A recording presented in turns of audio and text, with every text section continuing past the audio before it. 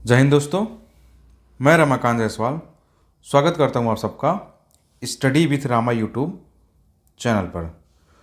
दोस्तों, हम पढ़ रहे हैं आधुनिक भारत का इतिहास यानी मॉडर्न इंडिया का सेगमेंट हम पढ़ रहे हैं।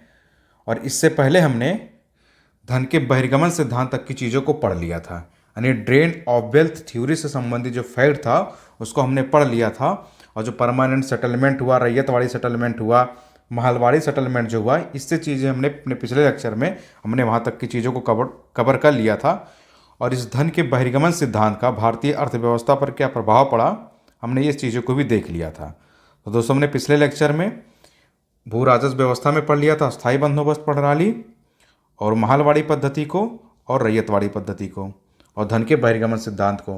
तो उम्मीद है दोस्तों कि आपने सारे लेक्चर देखे होंगे और अच्छे से सारे फैक्ट और कॉन्सेप्ट को समझा होगा।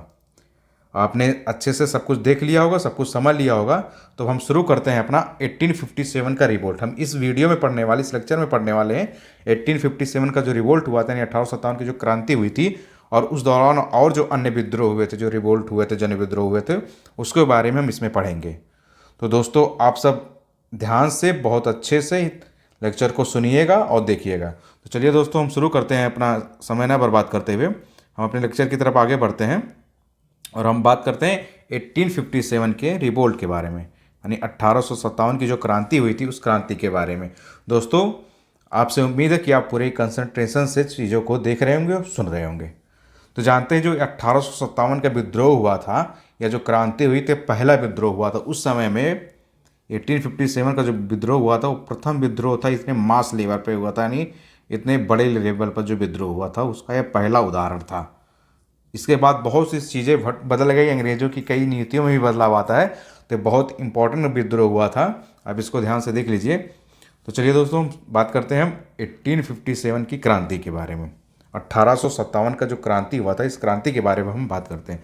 तो देखिए, इसका कारण क्या था, यानी ये जो 1857 की क्रांति हुई थी, जो रिवोल्ट हुआ था, उसका कारण क्या था।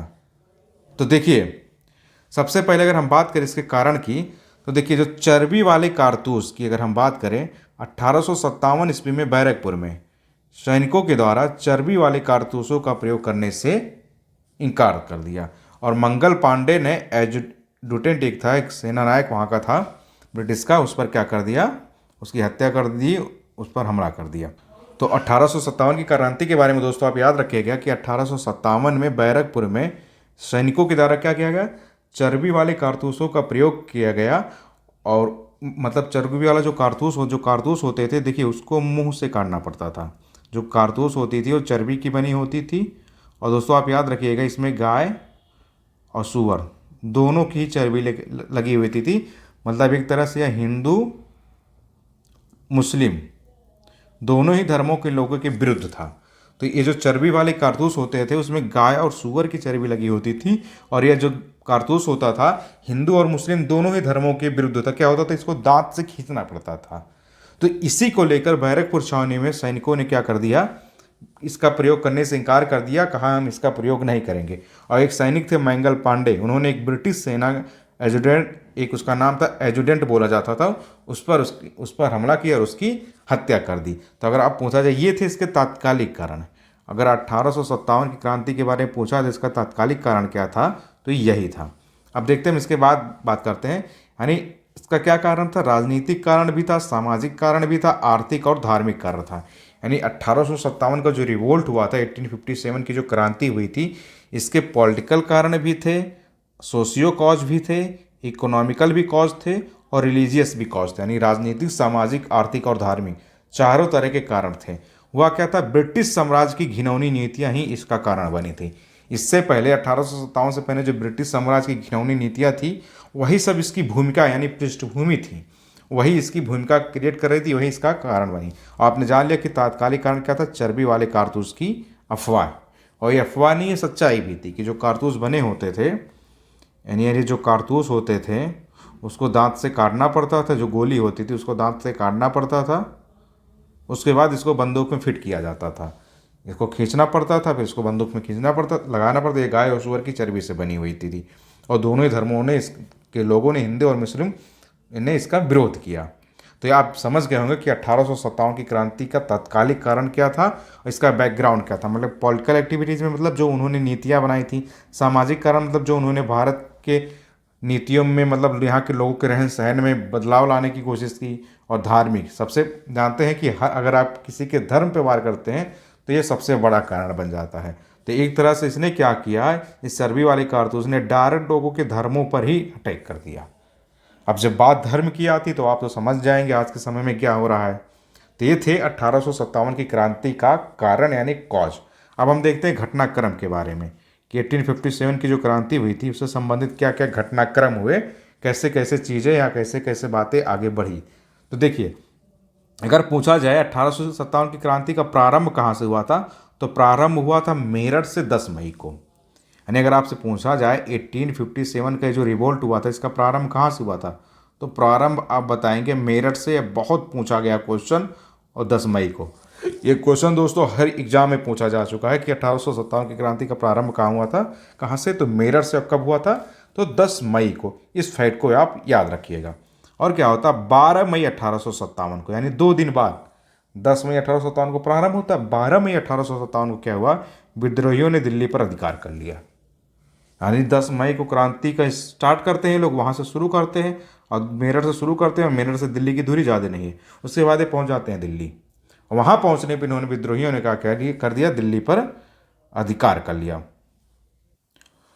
और दोस्तों याद रखिएगा, ये 1857 के विद्रोह में अगर पूछा जाए स्वाधीनता संग्राम का प्रतीक क्या था, मतलब इस जानते हैं हर एक रिवोल्ट का कोई ना कोई प्रतीक होता है, तो इसका जो प्रतीक था वो था कमल और रोटी। तो अगर आपसे पूछा जाए 1857 का जो रिवोल्ट हुआ था उस रिवोल्ट का प्रतीक क्या था, यानी उसका साइन क्या था या इसका चिन्ह क्या था, तो वह चिन्ह क्या था, कमल और रोटी। आप जानते हैं कमल और रोटी, आप इस फैक्ट को याद रखिएगा। ये 1857 की घटना का क्या था, प्रतीक था। अब हम दोस्तों देखते हैं कि 1857 की जो क्रांति हुई थी इसके बारे में क्या क्या स्टेटमेंट, किन किन लोगों ने क्या क्या स्टेटमेंट दिया, मतलब क्या क्या कहा। आप इसको अभी देख लीजिए, फिर हम देखते हैं इसका नेतृत्व कहाँ कहाँ हुआ था। तो देखिए, जो 1857 का रिवोल्ट होता है इसको हिंदू मुस्लिम षड्यंत्र का परिणाम किसने बताया, तो बताया था सर जेम्स आउटरम और डब्ल्यू टेलर ने। तो अगर आपसे पूछा जाए, अगर क्वेश्चन आ जाता है एग्जाम में, और एक क्वेश्चन बन भी चुका है, लगभग इस बुकलेट में जितने भी फैक्ट लिखे गए हैं वो सब किसी न किसी एग्जाम में पूछे जा चुके हैं और इसी तरह के क्वेश्चन पूछे भी जाते हैं। तो दोस्तों बहुत इंपॉर्टेंट ये लेक्चर है। लगभग मैं मॉडर्न इंडिया का जितना भी लेक्चर आपसे ले रहा हूँ दोस्तों, आप ये मान के चलिए मेरा पूरा चेक किया हुआ है। हर एक फैक्ट किसी न किसी एग्जाम में पूछा गया है और क्वेश्चन इसी तरह पूछे जाते हैं। और मैं इसकी गारंटी लेता हूँ कि आपकी बेस को एकदम तैयार करा देगा, आपकी एकदम मजबूत पकड़ हो जाएगी। इसके बाद जब आप इतिहास पढ़ेंगे तो आपको चीज़ें समझ में आएंगी, क्योंकि आपके दिमाग में एक इमेज बनी रहेगी। तो देखिए, तो अगर आपसे पूछा जाए कि हिंदू मुस्लिम षड्यंत्र का परिणाम किसने कहा 1857 की रिवोल्ट को, तो सर जेम्स आउटरम और डब्ल्यू टेलर ने इसको बोला। और इसको केवल सैनिक विद्रोह किसने बोला, तो जॉन लॉरेंस सीले ने। तो अगर आपसे पूछा जाए कि 1857 का जो रिवोल्ट हुआ था उस रिवोल्ट को केवल सैनिक विद्रोह किसने बोला था, तो देखिए 2 लोगों ने, एक जॉन लॉरेंस थे और एक थे सीले। अगर आपसे क्वेश्चन ये पूछा जाता कि बर्बरता और सभ्यता के मध्य 1857 के युद्ध को किसने कहा, तो टी.आर. होम्स ने। यानी इस विद्रोह को बर्बरता और सभ्यता के मध्य हुआ युद्ध किसने कहा, मतलब उन्होंने कहा कि यह जो युद्ध हुआ था बर्बरता और सभ्यता के मध्य। तो आप इस फैक्ट को पहले याद रखिए, उन्होंने बर्बरता में किसकी बात की, बर्बरता यानी सभ्यता, बर्बरता का मतलब बुराई का प्रतीक, ये बात की है जो विद्रोह करने वाले थे। और सभ्यता उन्होंने दर्शाया किसको, अंग्रेजों को, कि मतलब अंग्रेज सभ्य थे और ये जो इंडियन थे वो क्या थे, बर्बर थे, मतलब अच्छे नहीं थे। ये टी.आर. होम्स का कहना था, क्योंकि वो भी एक अंग्रेज ही थे। तो उन्होंने कहा ये जो विद्रोह हुआ था किसके बीच हुआ था, बर्बरता और सभ्यता के मध्य युद्ध हुआ था। अब इस 1857 की रिपोर्ट को स्वतंत्रता की पहली लड़ाई किसने कहा, तो वह कहा बी.डी. सावरकर जी ने। तो अगर आपसे पूछा जाता है कि 1857 का जो रिवोल्ट हुआ था इस रिवोल्ट को स्वतंत्रता की पहली लड़ाई, यानी स्वतंत्रता की पहली लड़ाई किसने बोला था, तो वह बोला था बी.डी. सावरकर जी ने, यानी विनायक दामोदर सावरकर। अगर आपसे पूछ लिया जाए बी.डी. सावरकर का फुल फॉर्म क्या है, तो इनका पूरा नाम है दोस्तों विनायक दामोदर सावरकर। तो यह है बी डी सावरकर का पूरा नाम। अब पूछा जाए कि इस विद्रोह को तथाकथित प्रथम राष्ट्रीय स्वतंत्रता संग्राम, ना प्रथम, ना राष्ट्रीय और ना ही स्वतंत्रता संग्राम, ये किसने बोला था? तो आरसी मजूमदार जी ने बोला था। तो अगर स्टेट में ये आ जाता है कि 1857 का ये जो विद्रोह हुआ था, 1857 का रिवोल्ट जो हुआ था, इसको तथाकथित प्रथम राष्ट्रीय स्वतंत्रता संग्राम, ना तो प्रथम, ना राष्ट्रीय और ना ही स्वतंत्रता संग्राम, ये किसने कहा था? तो दोस्तों ये कहा था आरसी मजूमदार जी ने। तो आप ये फैक्ट दोस्तों याद रखिएगा। ये जितने भी यहाँ फैक्ट दिए गए हैं इस ब्रैकेट में, ये हर एक एग्जाम में पूछे जा चुके हैं और लगभग क्वेश्चन यहाँ से पूछे भी जाते हैं। तो आप ये सारे फैक्ट को दोस्तों अच्छे से याद कर लीजिएगा ताकि आपसे कोई भी क्वेश्चन आए एग्जाम में तो छूटे ना। और अगर आपको ये अच्छे से याद है दोस्तों तो अब इस बात की गारंटी है कि आपसे कोई क्वेश्चन छूटेगा नहीं। अब हम देखते हैं 1857 का जो विद्रोह हुआ था, 1857 का जो रिवोल्ट हुआ था, इसका नेतृत्व किस किस प्लेस पर किन किन लोगों ने किया था। आप जानते हैं लगभग भारत के कई कोने में हुआ था और जो फेमस जगह है उस जगह पे इसका नेतृत्व फेमस कौन सी पर्सनालिटियाँ थी उन्होंने किया था। तो आप इसको भी देख लीजिए, इससे भी क्वेश्चन पूछे ही जाते हैं। तो देखिए, अगर पूछा जाए कि बरेली में 1857 के विद्रोह का नेतृत्व किसने किया था, तो वो किया था खान बहादुर ने। अगर आपसे क्वेश्चन बनता है कि बरेली में 1857 का जो रिवोल्ट हुआ था उसका नेतृत्वकर्ता कौन था, तो वो थे खान बहादुर। और झांसी में तो आप जानते हैं कि रानी लक्ष्मीबाई। आपने रानी लक्ष्मीबाई की वीरता के बारे में बहुत से कथन पढ़े होंगे। उस समय महिला होकर उन्होंने जिस तरह की वीरता दिखाई थी, आप यकीन नहीं कर सकते इस बात को। मतलब उस समय 1857 की बात होती है और एक महिला अंग्रेजों से अकेले लड़ती है और पूरी ताकत के साथ लड़ती है, वीरगति को प्राप्त होती है। तो आप इसको याद रखिएगा कि झांसी की रानी जो थी उन्होंने झांसी में ही 1857 के विद्रोह का नेतृत्व किया था। तो आप इसको याद रखिएगा, रानी लक्ष्मीबाई। अब पूछा जाएगा कि लखनऊ में विद्रोह का नेतृत्व किसने किया था, तो बेगम हजरत महल ने। तो अगर एक क्वेश्चन ये भी बनता है कि देखिए दो महिलाएं, एक झांसी में अगर पूछा जाए 1857 के रिवोल्ट का नेतृत्व किसने किया, तो आप बताएंगे रानी लक्ष्मीबाई। लेकिन अगर लखनऊ में आपसे पूछा जाता है तो आप क्या बताएंगे? बेगम हजरत महल। इसके बाद अगर दोस्तों पूछा जाता है कि कानपुर में इस विद्रोह का नेतृत्वकर्ता कौन था, तो वे थे नाना साहब। नाना साहब का मतलब होता है नाना धोंदो पंत। उनका पूरा नाम था नाना धोंदो पंत। तो अगर आपसे पूछा जाए कि कानपुर में 1857 के विद्रोह का नेतृत्व किसने किया था, तो वह दोस्तों किया था नाना साहब ने। और अगर जगदीशपुर की हम बात करें कि जगदीशपुर में 1857 की रिवोल्ट का नेतृत्वकर्ता कौन था, तो वे थे कुंवर सिंह। तो आप याद रखिएगा जगदीशपुर में कौन थे? कुंवर सिंह। और असम में अगर आपसे पूछा जाए कि असम में कौन था, तो असम में थे दीवान मनीराम दत्त। और फैजाबाद की अगर बात किया जाए तो उसमें कौन थे? मौलवी अहमद उल्लाह शाह। तो दोस्तों अगर आपसे पूछा जाए कि असम में, असम जानते हैं आप कहाँ पे? नॉर्थ ईस्ट कंट्री है, मतलब भारत का उत्तर पूर्वी राज्य है। अगर असम की हम बात किया जाए तो असम में विश्व विद्रोह का नेतृत्व किसने किया था, तो दीवान मनीराम दत्त ने किया था। अगर आपसे पूछा जाए कि फैजाबाद में विद्रोह का नेतृत्व किसने किया था, तो मौलवी अहमदुल्ला शाह ने किया था। दोस्तों आप जानते हैं जो फैजाबाद है, अगर जो बच्चे उत्तर प्रदेश से होंगे तो अच्छे से जानते ही होंगे कि फैजाबाद उत्तर प्रदेश का एक ज़िला है। लेकिन अब जानते हैं कि फैजाबाद का नाम बदल के क्या कर दिया गया है? अयोध्या। पहले फैजाबाद डिस्ट्रिक्ट होता था अलग से, मतलब इसी अयोध्या इसी के अंतर्गत आता था, लेकिन अब इस पूरे मुख्यालय का ही नाम चेंज करके क्या कर दिया गया है? अयोध्या कर दिया गया। तो अगर ऑप्शन में अगर ये आ जाए कि अयोध्या में, तो आप कन्फ्यूजन मत होइएगा। अगर वहाँ आपसे क्वेश्चन पूछ लिया जाता है एग्जाम में, दोस्तों एक मिनट इसको मैं इरेज कर देता हूँ। देखिए अगर पूछ लिया जाता है आपसे एग्जाम में कि अयोध्या में या फैजाबाद, दोनों अगर दिया कि अयोध्या या फैजाबाद में 1857 के विद्रोह का नेतृत्व किसने किया था, तो किया था मौलवी अहमदुल्ला शाह ने। आप इस फैक्ट को याद रखिएगा।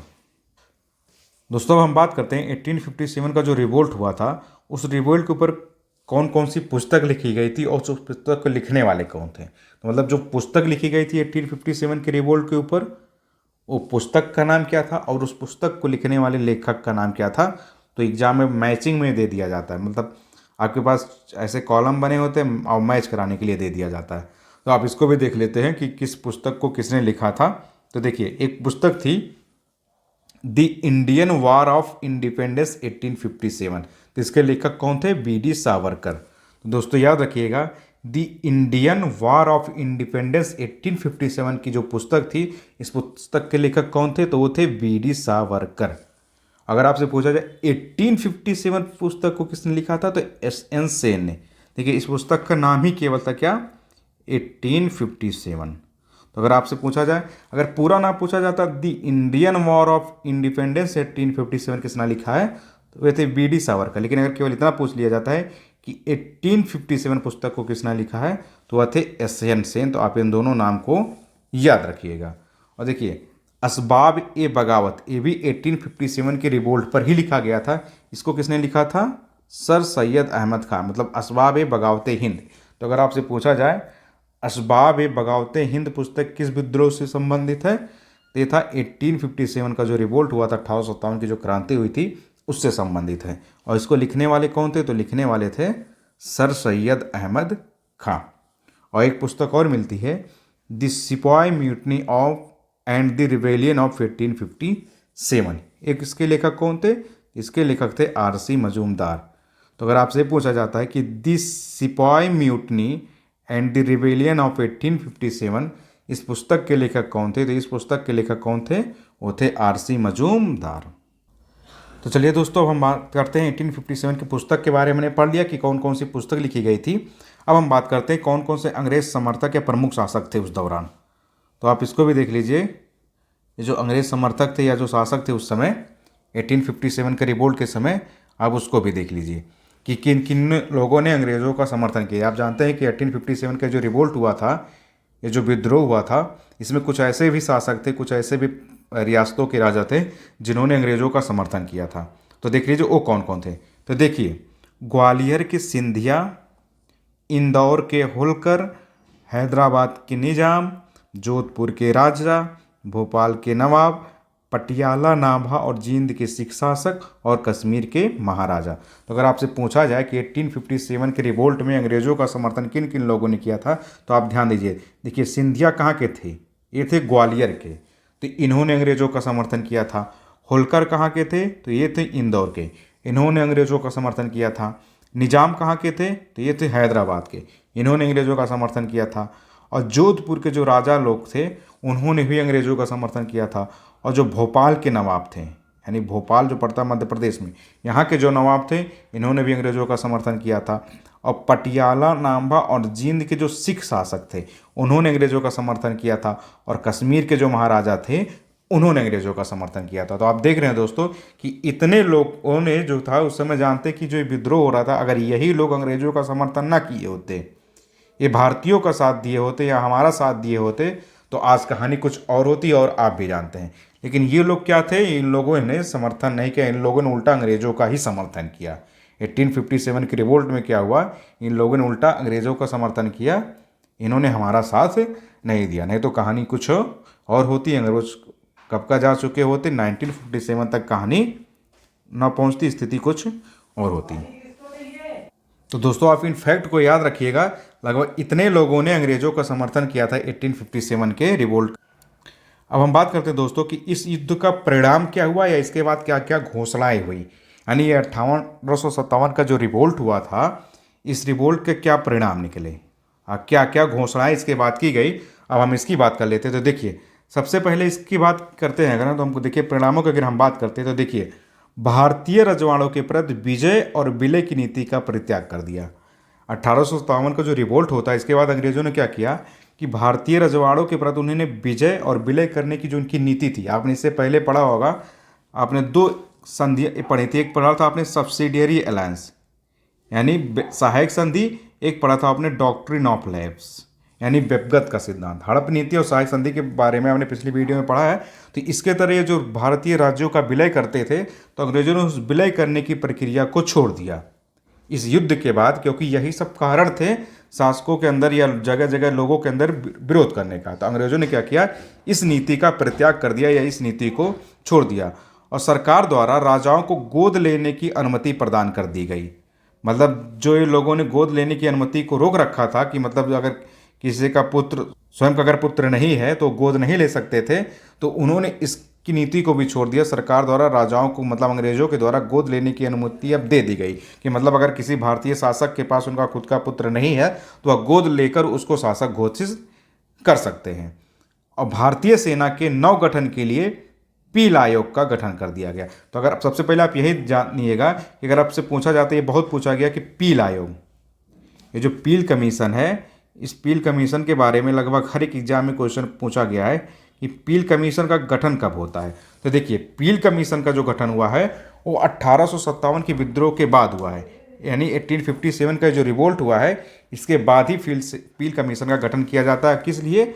भारतीय सेना का नव गठन कर दिया जाता है इसके तहत, क्योंकि 1857 के रिवोल्ट में जिन सैनिकों ने विरोध किया था अंग्रेजों का ज़्यादातर, उन लोगों की छटनी कर दी जाती है और नए सैनिकों की भर्ती कर ली जाती है। मतलब जहाँ जहाँ के लोगों ने समर्थन किया था अंग्रेजों का, वहाँ की मात्रा बढ़ा दी जाती है, और जहाँ के सैनिकों ने सबसे ज़्यादा विद्रोह किया था वहाँ की मात्रा को कम कर दिया जाता है इस पील कमीशन के थ्रू।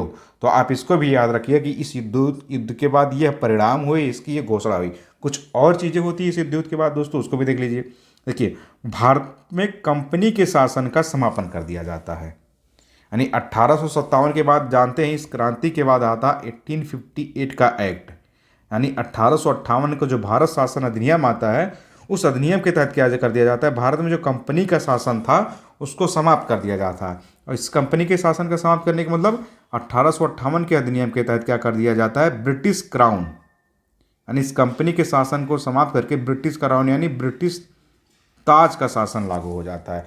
मतलब अभी तक जो भी काम यहाँ होते थे कंपनी के नाम से होते थे, लेकिन अब जो भी नीतियाँ बनेंगी वो ब्रिटिश ताज के अधीन बनेगी, यानी ब्रिटिश क्राउन के अधीन बनेगी।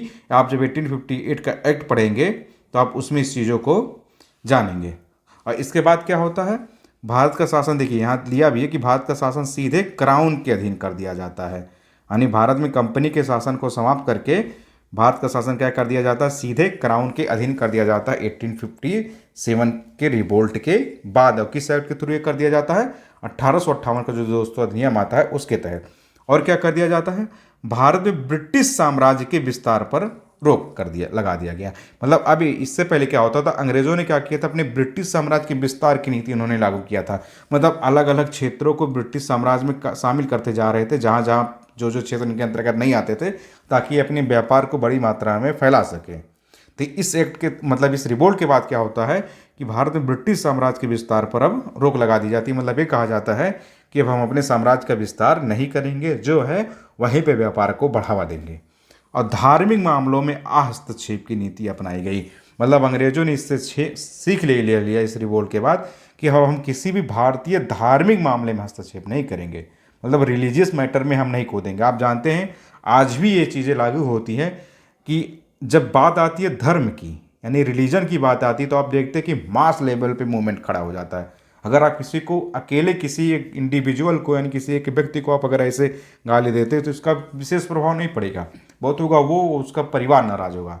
लेकिन अगर आप किसी कम्युनिटी या किसी रिलीजियस के बारे में अगर आप बात करते हैं तो जानते हैं मास लेवल पे इस बढ़ जाता है। आप तो जानते हैं आजकल सोशल मीडिया का ज़माना है, आप कोई भी हेट स्पीच दीजिए किसी भी धर्म के खिलाफ दीजिए तो बहुत बड़े लेवल पे वो सोशल मीडिया पे आ जाता है। तो इसलिए दोस्तों आपसे निवेदन है, आपसे कहा भी जाता है कि आप किसी भी धर्म की बुराइयां मत करिए, क्योंकि हर एक धर्म अच्छा है, हर एक धर्म अच्छी चीज़ें सिखाती है। हमें सिर्फ समझने की ज़रूरत होती है, हमें पॉलिटिकल एक्टिविटीज़ में इन्वॉल्व नहीं होना चाहिए। देखिए, जब भी कोई पॉलिटिकल नेता देता है तो आप समझ सकते हैं पॉलिटिकल व्यक्ति अच्छी बातें नहीं करेगा। तो आप सब समझदार हैं, आपको कभी भी धर्म के मामले में एकदम तटस्थ रहना चाहिए। देखिए, आप चाहे हिंदू हो या आप चाहे मुस्लिम हो या आप चाहे सिख हो या आप ईसाई हो, सबका अपना अपना धर्म है और सबके अपने अपने धर्म के सिद्धांत अच्छे हैं। हर धर्म एक ही बात सिखाता है। तो आप कभी भी हेट स्पीच की बातें ना करिए। उस समय क्या हुआ था, अंग्रेजों ने इस बहुत पहले सीख ले ली कि हम क्या करेंगे, धार्मिक मामलों में उन्होंने हस्तक्षेप की नीति अपना ली। बात हो रही है 1857 की। सोचिए, अंग्रेजों ने हमारे देश में आके 1857 में सीख ले लिया। अब आज क्या चल रहा है दोस्तों, 2022। उन्होंने उस समय ये सीख ले लिया कि अगर आप धर्म के मामले में अगर किसी की हस्तक्षेप करेंगे तो मामला बहुत बड़े लेवल पे बढ़ जाएगा। लेकिन आज भी लोग इसको सीख नहीं पा रहे हैं कि आजकल जो कम्युनल लड़ाइयाँ हो जाती हैं वो क्यों हो जाती है। तो आपको इसको समझने की ज़रूरत है दोस्तों, क्योंकि आप ही सब एक दिन की प्रशासन में आएंगे, कुछ लोग कहीं जाएंगे, और आप ही जितने भी युवा हैं, जितने भी हम यूथ हैं, हम ही से ही एक दिन देश बढ़ेगा। तो हम सब का ये दायित्व है, सबका कर्तव्य है कि हम सब धर्मों को एक साथ लेके चले। तो चलिए दोस्तों, आप समझ गए होंगे। अब देखिए और क्या हुआ इसके बाद, सबके लिए एक समान कानूनी सुरक्षा की बात की गई। दोस्तों क्या होता है कि सबके लिए एक समान, मतलब अंग्रेजों ने ये भी सीख लिया कि हम एक समान कानूनी सुरक्षा की बात करेंगे। मतलब हर धर्म के लिए हम क्या करेंगे, एक समान कानूनी सुरक्षा की बात करेंगे, वो कोई भी धर्म हो। तो ये होता है 1857 के रिवोल्ट का परिणाम, यह होता है उसकी घोषणा।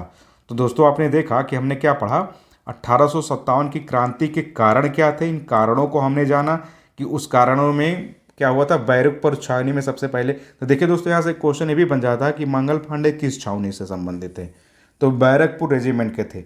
और जो कारतूस होते थे, ये देखिए, ये new Enfield rifle, brown base की एक बंदूक होती थी, ब्राउन बेस। आप पढ़ेंगे अगर बुक में, एक बंदूक थी, इसमें नहीं दिया गया है दोस्तों, इसकी जगह पे न्यू एनफील्ड राइफल का प्रयोग किया गया था, न्यू एनफील्ड राइफल। जो चर्बी वाले कारतूस होते हैं, इससे पहले क्या होता था, ब्राउन बेस नाम की बंदूक होती थी। इसको रिप्लेस करके क्या कर दिया अंग्रेजों ने, न्यू एनफील्ड राइफल नाम की बंदूक को इंट्रोड्यूस किया, और इसी में चर्बी वाले कारतूस लगे होते थे। यही युद्ध का तात्कालिक कारण बनता है। तो आपने तात्कालिक कारण भी देख लिया, 1857 की क्रांति की पृष्ठभूमि आपने देख ली, घटनाक्रम भी आपने देख लिया कि अगर पूछा जाए कि आपसे सबसे पहले विद्रोह का शुरुआत कहाँ होता है, तो मेरठ से होता है। कब होता है, 10 मई को होता है। आपने इसको भी देख लिया, इसका प्रतीक क्या था घटनाक्रम में, आपने इसको भी देख लिया दोस्तों। नेतृत्व किस किस जगह पे किन किन लोगों ने किया था, आपने ये भी देख लिया। इससे संबंधित महत्वपूर्ण व्यक्तियों ने कौन कौन से स्टेटमेंट दिए हैं, कौन कौन सी पुस्तक इससे संबंधित है, उस पुस्तक के राइटर कौन है, कहाँ कहाँ के शासकों ने अंग्रेजों का समर्थन किया था, आपने ये भी देख लिया। और आपने अंत में ये भी देख लिया कि इस युद्ध का परिणाम क्या हुआ, यानी इस युद्ध के बाद क्या क्या घोषणाएं की गई और पिल कमीशन का गठन कब किया जाता है। तो आपने यहाँ तक की चीज़ों को देख लिया। तो दोस्तों उम्मीद है कि अब आपको 1857 की विद्रोह यानी क्रांति के बारे में सारी चीज़ें अच्छे से समझ में आ गई होंगी।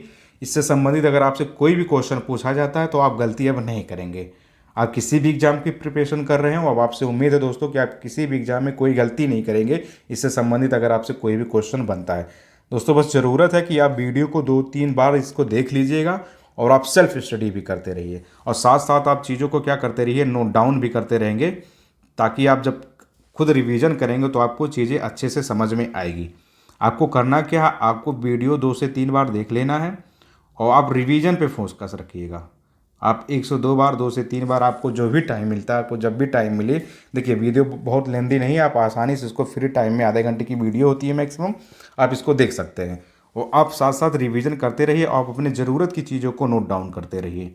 आपको अगर लगता है कि आपको सब नोट डाउन करने की ज़रूरत है तो आप सब कर लीजिए, क्योंकि आपको ये आगे लाभदायक होगा। क्योंकि आप जानते हैं कि आधुनिक भारत का इतिहास जो है, लगभग हर एक एग्जाम में क्वेश्चन इससे बनता ही है। तो दोस्तों उम्मीद है कि आप सब स्वस्थ भी रहेंगे, अपने हेल्थ का भी ध्यान रखेंगे और अच्छे से पढ़ाई भी करते रहेंगे। देखिए दोनों ही चीज़ें ज़रूरी है। आप पढ़ाई के साथ साथ, आप बहुत से बच्चे इस पर गलती करते हैं कि इसको ध्यान नहीं रखते हैं, तो आप हेल्थ पे भी ध्यान रखिए और अपनी स्टडी को जारी रखिए, अपनी पढ़ाई को भी जारी रखिए, क्योंकि यही दोनों आपको एक दिन सफल बनाएगा। तो दोस्तों फिर चलते चलते बस आपसे छोटा सा वही निवेदन है कि आप हमारे YouTube channel study with Rama, आप इस यूट्यूब चैनल को दोस्तों सब्सक्राइब कर लीजिएगा, और अपने दोस्तों या भाई बहन जो भी किसी भी एग्ज़ाम की तैयारी कर रहे हो, किसी भी कंपटीशन की प्रिपरेशन कर रहे हो, आप उन तक ये वीडियो शेयर कर दीजिएगा और वीडियो को लाइक भी कर देंगे। बाकी अगर आपको कोई डाउट हो, कुछ सजेशन हो, कुछ क्वेश्चन आंसर रह जाएँ, कुछ आपको पूछना हो, तो आप नीचे कमेंट बॉक्स में दे देंगे तो मैं उसका रिप्लाई कर दूंगा। तो दोस्तों बस उम्मीद है कि आप अच्छे से पढ़ाई करें और वीडियो को देखते रहें। तो चलिए फिर मिलते हैं अगले वीडियो में अपने नेक्स्ट टॉपिक को लेके। बहुत बहुत धन्यवाद वीडियो देखने के लिए। जय हिंद।